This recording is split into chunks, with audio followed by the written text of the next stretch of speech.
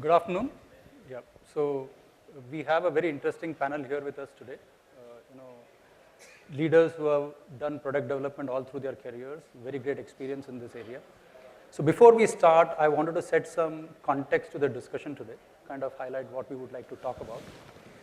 Yesterday was a very interesting talk that I heard from R.S. Sharma, the IT secretary, in the pre-convocation dinner, and he was talking about Mr. Modi, our Prime Minister, Mr. Modi's vision for a digital India.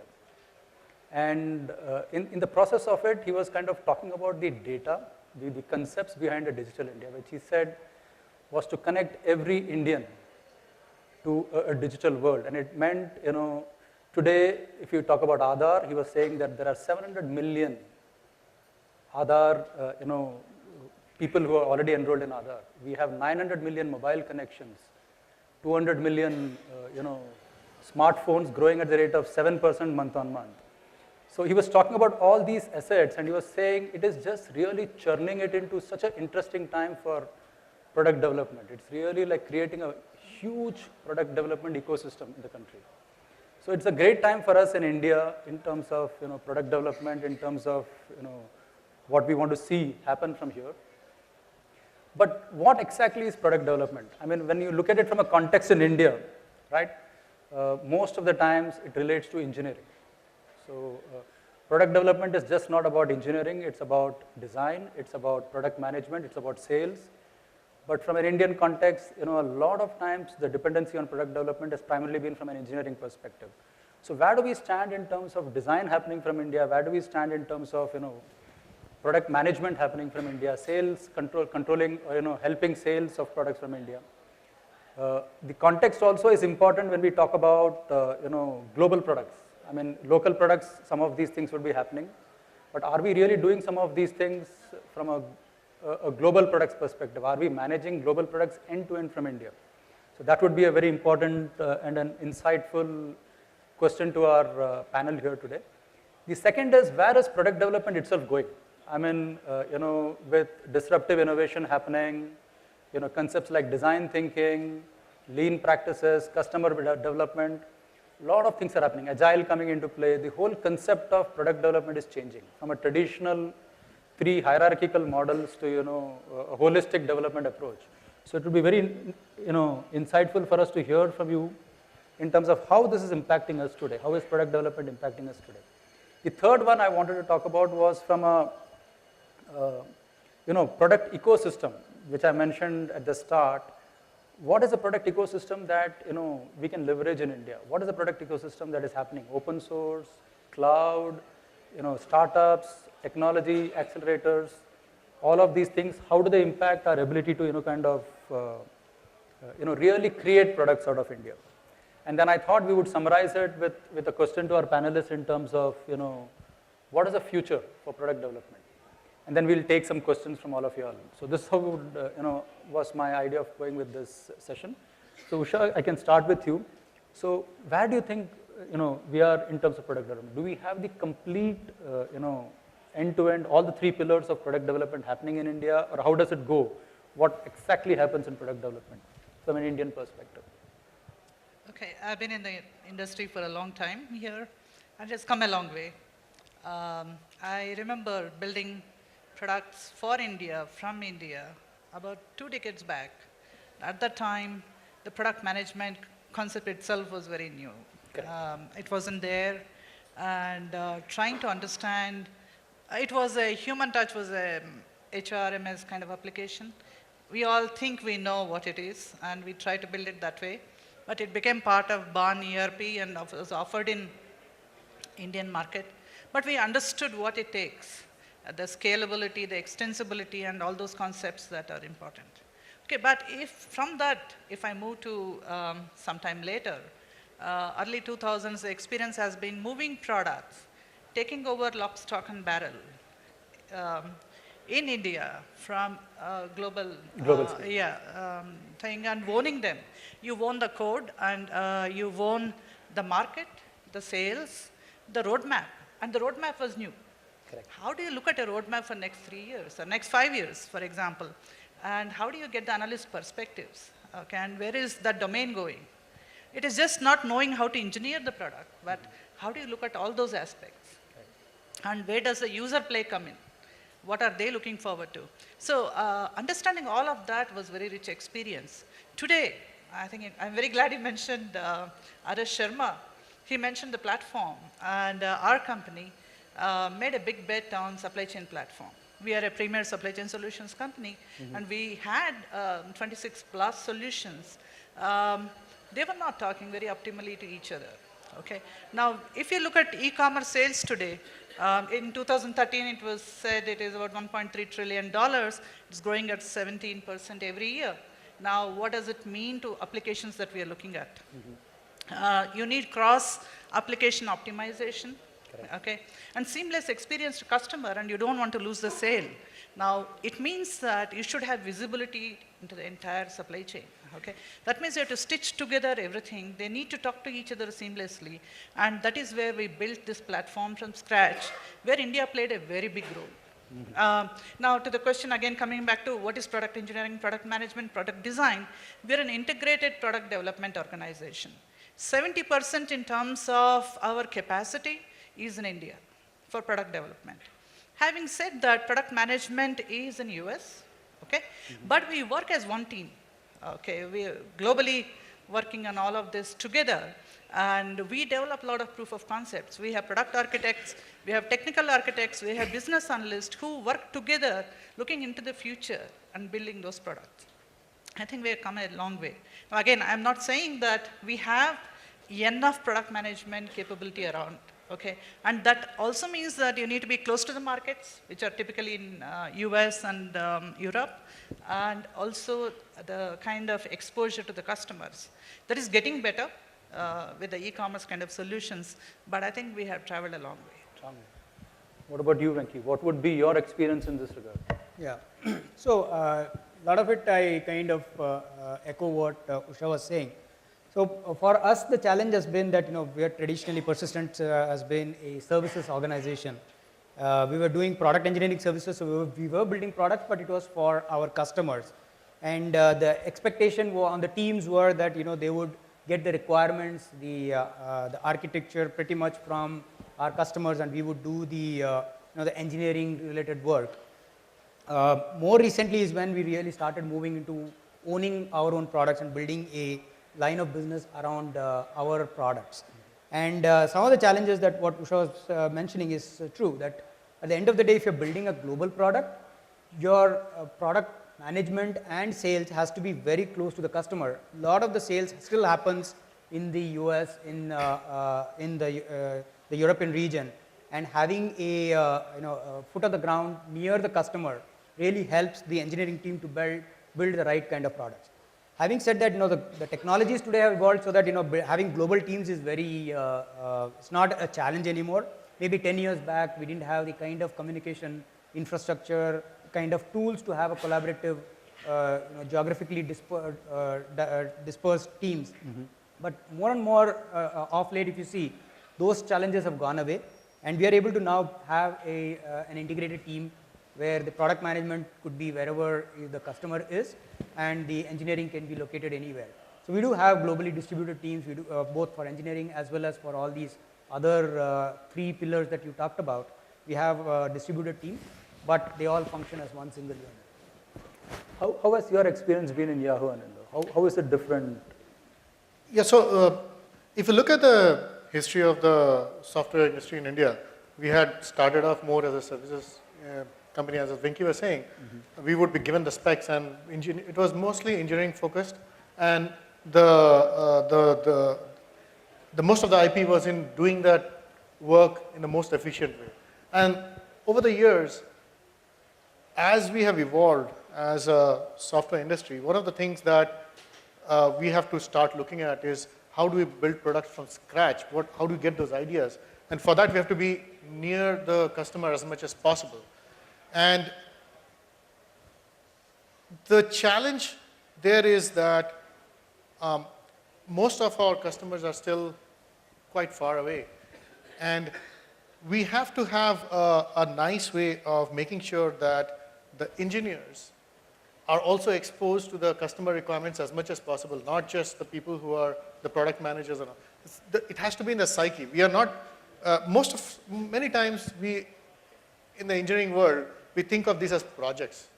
So we will get a project and it's a cool project, we'll work on it. But we don't understand how our project is going to be used in the end. Ultimately, all the work that we are doing, it's a means to an end. It's supposed to solve somebody's real life problem. So unless we understand that problem or the domain very well, we will not be able to build the greatest product. So in my case, for example, my team was responsible for building some of the international sports experience for Yahoo. So this included, initially, not only international, it also included some of the US sports. Now, very few people here in the engineering team are familiar with NFL, NBA, and they were asked to build some of those products. So one of the things that we did was we made sure that every single engineer got exposed to that game. So we would ask them to stay if necessary, stay late, wake up in the early hours in the morning, see some of the matches live, get familiar with the game, and then start working on the product. So it's not just the product managers who were, of course, tasked to be familiar, but the designers, the engineers, everyone had to be familiar with the game before they started working on it. I think that's a very key point that we all need to, in our organizations, need to make sure that when the engineers even work on the products, they're very familiar with the domain that they're working on. It's extremely important. It's not just the product managers converting something into a spec and then handing it over to the engineers, and then the engineers do a good job of implementing it. We will never be able to rise to that level of building good products that way. All of us have to be part of understanding the domain. So one of the things that you always hear is we've never had this great big product from India, right? A lot of product comes from the US or other marketplaces. So the constraint in that has always been associated with the fact that we are so technology oriented that we think product development is technology. So I go build something which is technology as a base and I have a product. And that's why you see that even in this event, and you see a lot of startups happening in India because people are find it very easy to dabble into technology, create something. But the success of taking that into something very big is not been there.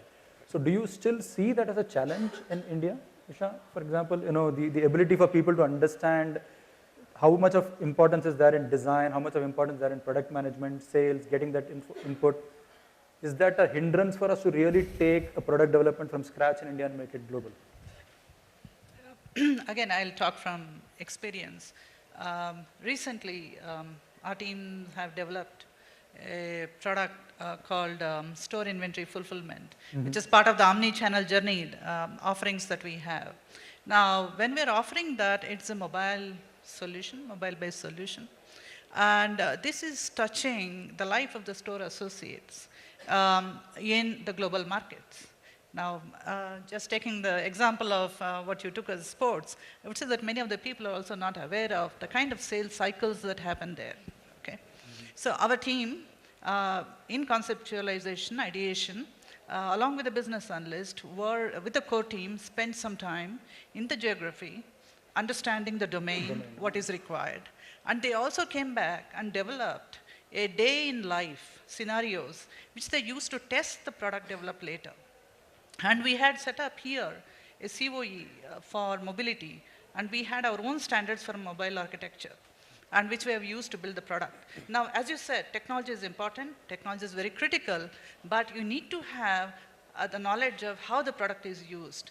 And I think it is easier because if the global teams work easily with each other, not as silos, but in an integrated way. And today, the agile development environment or whatever the processes that we follow allow that. And I think with that, we would be able to do it. Yeah. So, the challenge has been that, if you look at product development as such, initially it starts with the mindset that, I have been asked to do, so this is the technology that I want to work in, what Anindya was saying, right? Engineers kind of love technology. But with, things like cloud and other platforms coming in, the entry barrier for building a product has come down. I mean, anybody with a reasonable amount of, short amount of training can kind of pick up the technology. So the challenge now becomes, technology is no longer the differentiator, and it's one of the enablers. So it becomes important then to see, what is the problem that you're solving. So what is the domain in which this, the product that you're building is going to address, is going to be used. So you start from the user-centric view of the whole product. So you don't start with, okay, this is the cool technology I have, let me build a platform, then let me figure out, what the user would do. Start the other way around, say, okay, fine, this is the problem. How is the user going to use my product? Start working backwards, and then over a period of time decide, based on the requirement, you decide what is the technology, right technology for building the product. So the technology decision kind of comes very much late in the product development life cycle. And of course, because we have the bigger vision, though it is done in agile, in an iterative and incremental manner, the vision is still there to, we have the big picture, but we do the product development in phases, test it out with customers, take feedback, and then decide, yeah, this is something that works, this does not work, take that feedback, make it adaptive, and build the product. So the product development time has also shrunk. Previously it used to be you had 1 year long waterfall model for plan the product for 1 year long releases. Now it's become more of every 3-4 weeks you have a release, incremental, maybe small feature, but that feature is tested, you get feedback, and you quickly build, take that feedback and see if it works, great, move on to the next feature. If it not, tweak it, make it work. So that's been something that we have been using. And to talk about the other part where bringing in an India-based product. So one of the products that we've been building for the last 3 years is a social media analytics platform, wherein and a good example is Satyamev Jayate, the program that Aamir Khan hosts. All the analytics that happens for that program happens through our platform. And this previously when we first we built the product, we had about 3 days to go back to to Aamir Khan Productions with the feedback on what the sentiment of the programs were. And more recently, it's like by the end of the program, the program starts at 11 o'clock. By 11:45, we have to give the feedback back to the host so that they can go through the feedback and then come up with meaningful insights from that. So the platform has come a long way from where we were to where we are today. And all that has happened because of continuous interaction with the customer on a incremental basis, rather than looking at it as something monolithic piece of project to be executed. So one of the things I would like to touch upon is that in order for the startup community in India to be successful in coming up with really products from scratch, one thing I already mentioned about that we have to be near to the market, we have to understand the market. One good thing that's happening is India itself as an economy is increasing, so there are enough opportunities there. Because one of the challenges with startup is that if you're trying to develop for the US market or some of the markets that are far away, sometimes your expenses don't allow you to have somebody there. So that's a good thing that's happening is the local market is developing, and that's giving us the opportunity to develop a lot of solutions for products that are there. There are, however, a couple of things that we still need to, I would say, improve upon or be conscious about as a engineering community. One is quality aspect. So we often, as customers, not just in software, in general, we Indians are not very demanding in terms of quality. You look at our even $1 million houses that we build over here. We as customers don't demand that the line should be straight or the window should be absolutely at the same level, 2 windows. We often see this quality problem, and that also percolates into our how we build our user interfaces. Very often, if I'll give you an example, no offense meant, if you look at some of the I do online banking all the time, but some of the user interfaces you see in the online banking software, it's really can be improved upon. So we don't, as long as it's functional, we say, yeah, it's okay. But that's not the thing that we need to be. We need to be much more demanding in terms of quality. Our lines should be straight, even pixel perfect, right? And that's when we will be able to build products like, the next generation Shuffle or the iPad or something like that. We look at the quality there. We have to get to that consciousness. We have to literally be proud of what we are building. And that's something that I don't think we are there yet. We have to be, as customers, we have to be demanding. As engineers, or product managers and designers, we have to be exacting. We should be almost anal about what we produce. And that's what will take us to that next level where we can build great products from scratch.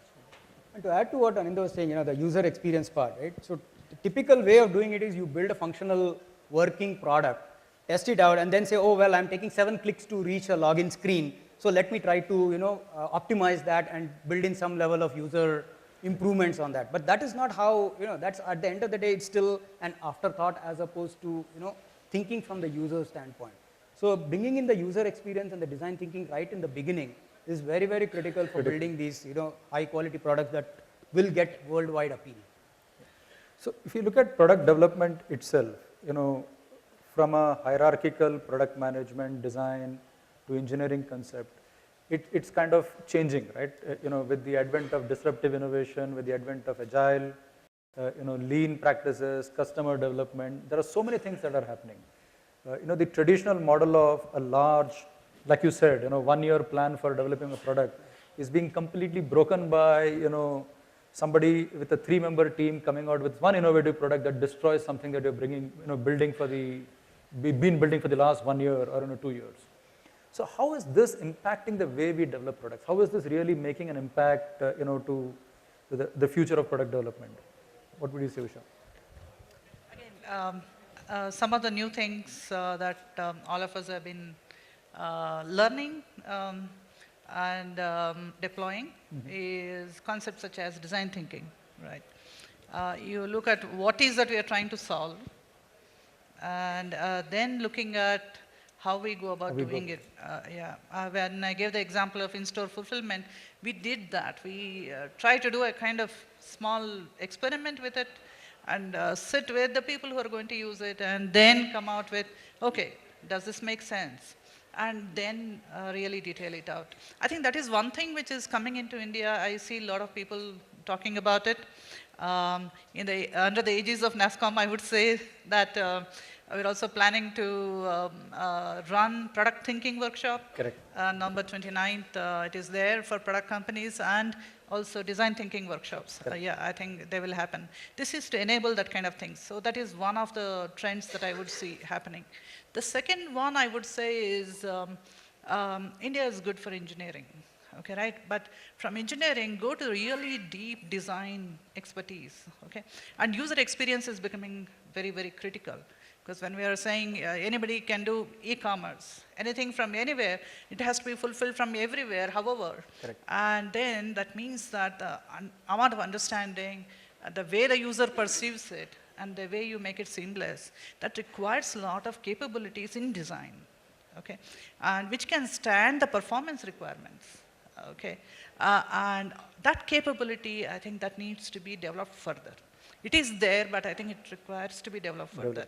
Because compared to what we did some time back, the demand on the engineers is even more today. Okay, so that's the second aspect I would talk about it. Product management, yes, I think that is slowly coming in because the people from here are going there, working there for some time, and then coming back with that experience. And so this kind of osmosis is really developing, and also India is also in e-commerce, is using a lot of these concepts, and hence we are not far away. Correct. In some areas we are far away from, but like the way I use Flipkart or something, Amazon, I think we are there. It is not very different. So hence I think there we have that advantage that we can develop that capability. So but that product mindset is something to be developed. Third is distributed teams, the agile, which is there. Agile itself is now developing further. The lean agile models, etc., they are coming in. I think they are the ones that one has to really look at. Fourth is creative confidence is what I would mention. Creative confidence is encourage your engineers to think differently, innovative, whether hackathons or whether it is any other mode of innovation within the organization. I think that can get into the fabric, that can lead to a lot more new thoughts and new components and products being developed. And organizations, large organizations allow people to now, I mean, previously it was looked at, if you worked on a project and it didn't succeed or whatever, it overran the original plans and so on, it was looked upon as a failure. Now it's like you are given the opportunity to fail. Of course, you don't want to make the same mistakes again, but people, including society, they don't look at failure as a black mark anymore. And that is at least, some of the things that are changing in the sense people are now willing to take a lot more risks.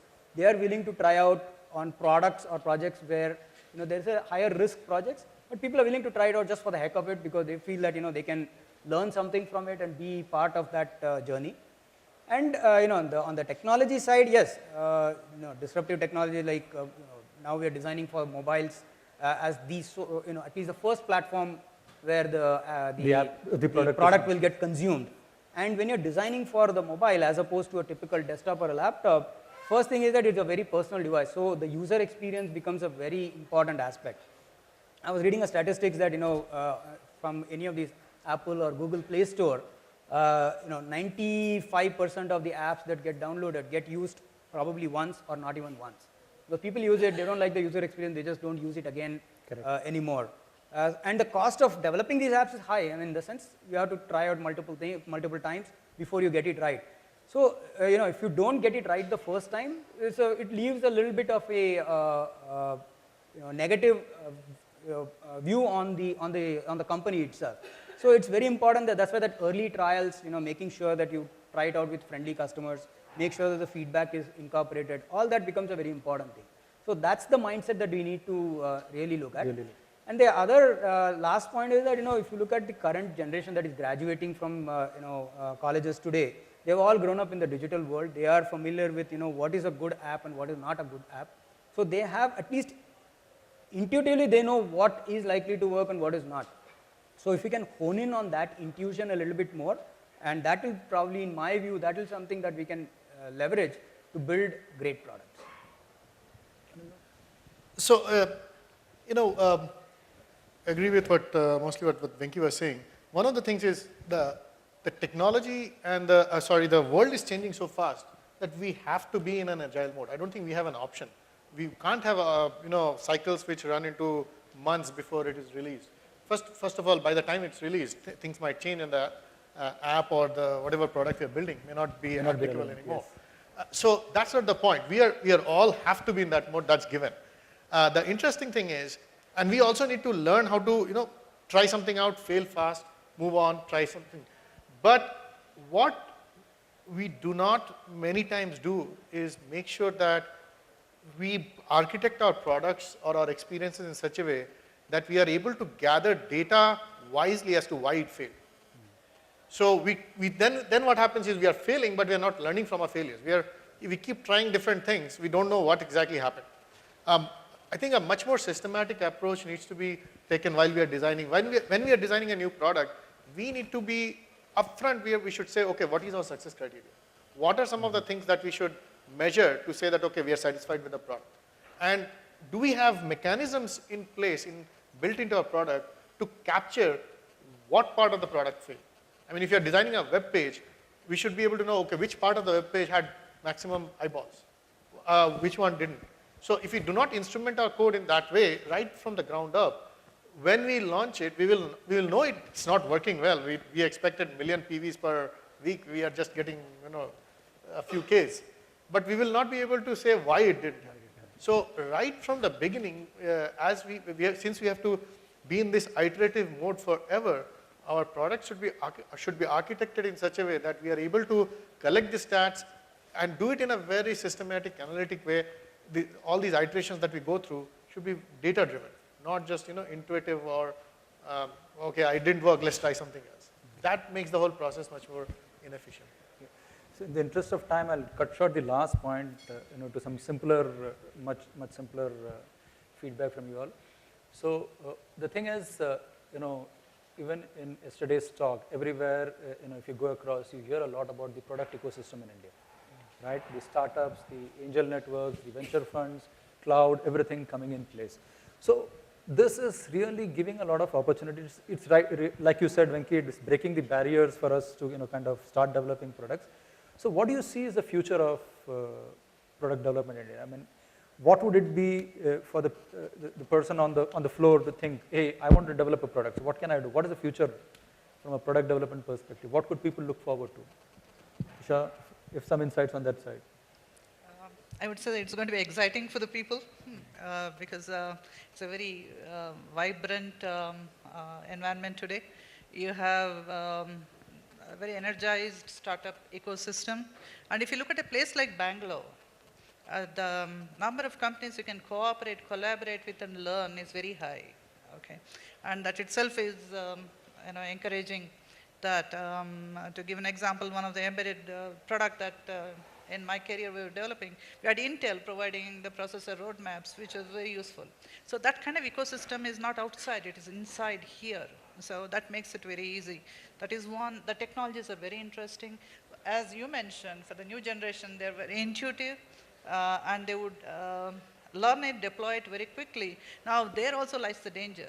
How do you ensure they're consistent, they're secure, they'll scale, okay, and they'll perform to the expectations? Apart from the glamour of this, there are other architectural design elements to be looked into, and I think that is what they need to focus on. But I think it's a great time to be in the product industry today. Thank you. Yeah, so India, if you look at it, the mid-90s till now, it's been a services-focused, IT-focused, services kind of environment. That's definitely changing. Investors are coming in, they are investing, there are angel investors, there are India-centric funds available, there are companies like Persistent, we have a Persistent venture fund where we invest in new technology startups. So we're doing a lot of things to make sure that that ecosystem is thriving. Because at the end of the day, what we want is, as to the closest, Silicon Valley, of course, is kind of looked at as the mecca of startups. We want to make sure that we are not far behind, and we don't at the the next 5 years we are seen as somebody like a Silicon Valley. We create that kind of an environment here, and I think this is the right time. The next 3 to 5 years, the technology barriers are kind of falling down.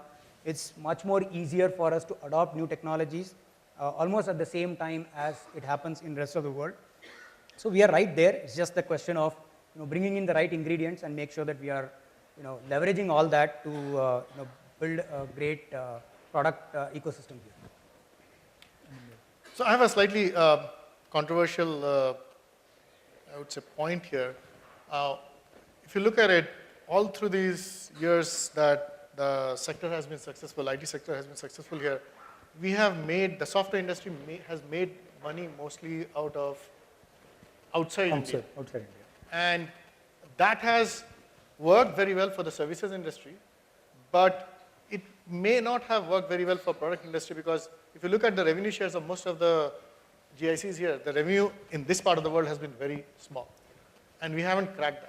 So, but my hope is that we will have an environment here in India now where, because of the economy and because of the other factors, we will be able to profitably sell software products for the market itself, and then the whole industry will boom in the product sector.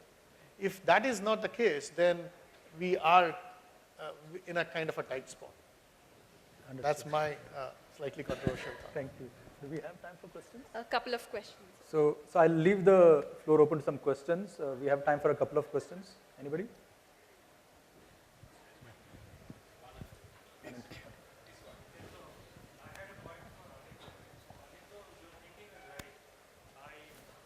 I recently heard an MIT professor say that 80% of yesterday's wealth used to lie with 20% of the population. We are moving into a world wherein 70% of the wealth will lie with the rest 70% of the population. Sorry? 70% of the wealth will move away from the Western world, right? Right. To the new world. And if that be the case, there will be a lot of opportunity for products. Absolutely. I hope that happens. Yeah, we all look forward to that. Yeah. I just want to know, once we have the product ready, do we need to go to a developed country or no, a country which is already in the developing stage?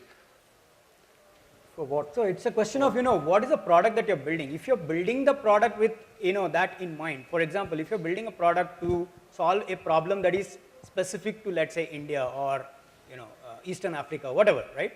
If you're building a product that solves a problem for these geographies, it makes sense to, understand the problem, address it, and go and sell it in that market, at least for the first 20, 30 customers. Subsequently, yes, you can then, learn from the initial feedback and then build up scale and go global to rest of the world.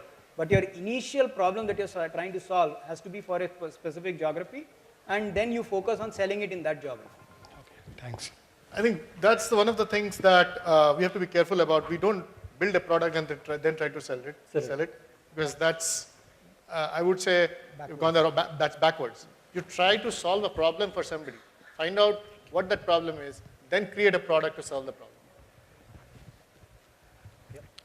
My name is Priyaranjan. I'm from AGM2M Technologies, startup supported by NASCOM. I'm facing little challenge for product development. It's a communication hardware. So what kind of help is available for a startup to develop a hardware software solution in Bangalore or around? Usha, you have any? Hardware as well. From government or private organization or ventures? You have a lot of organizations here. I would say that you have the Cisco's of the world who have a lot of experience in this area. They also encourage the ecosystem development. Intel, for example, Intel also has a lot of initiatives in this regard. I think talking to them and taking that further. Sometime back, government had initiatives in this regard, but they have kind of been on a slow burner at this point of time. But looking into the ecosystem available in India, where companies are very keen to further this agenda, would be very useful. NASCOM has also got some programs for this, so you should be able to kind of leverage the NASCOM programs. The NASCOM 10,000 startup would be a good place for you to reach out to. I'm already there. You're already there. Okay. Yeah.